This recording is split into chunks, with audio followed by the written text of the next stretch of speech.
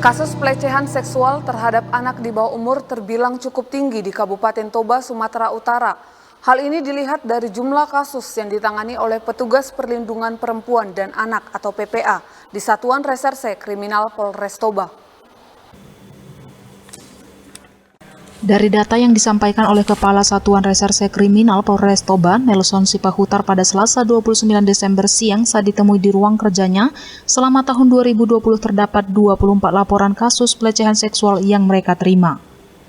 Dari jumlah laporan tersebut, 21 laporan telah mereka ungkap dan sebagian besar diantaranya telah dilimpahkan ke kejaksaan. Jumlah laporan ini menurun dari tahun sebelumnya yang mencapai lebih dari 30 laporan. Mirisnya lagi, dari 24 laporan tersebut, 3 diantaranya merupakan kasus pelecehan seksual insest atau hubungan sedarah. Dan terus juga kasus di unit PPA, ya. Jadi di sini kasus di unit PPA itu khusus pencabulan anak ya, terhadap anak itu ada 21. Jadi ini kalau kita lihat dari tahun 2019 itu sudah menurun ya. Kalau 2019 kasus pencabulan terhadap anak ini hampir 35 kasus. Nah, sekarang sudah menurun jadi 21 kasus. Dan itu sudah bisa kita ungkap semua dan itu sudah proses sampai di pengadilan.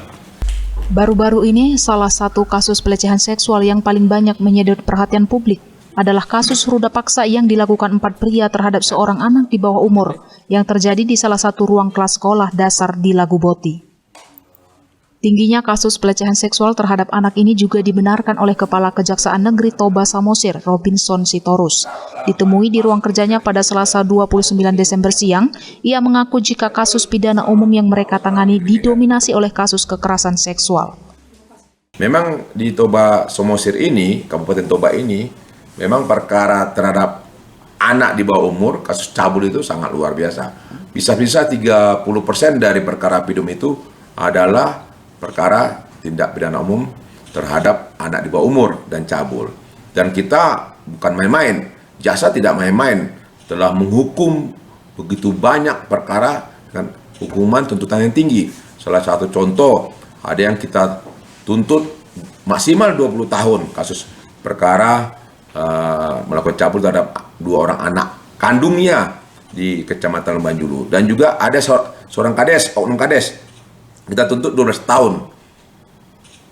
Jadi memang untuk perkara cabul anak-anak atau anak di bawah umur itu jaksa atau dalam hal ini Kejaksaan Negeri Toba Samosir tidak main-main. Kita akan tuntut maksimal sesuai dengan perbuatannya. Oknum kades tadi kasus apa, Pak?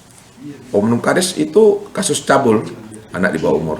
Dalam tahun ini pihak kejaksaan bahkan pernah melakukan tuntutan maksimal hingga 20 tahun terhadap seorang terdakwa yang melakukan pencabulan terhadap 2 anak kandungnya. Dari Kabupaten Toba, tim Toba TV melaporkan.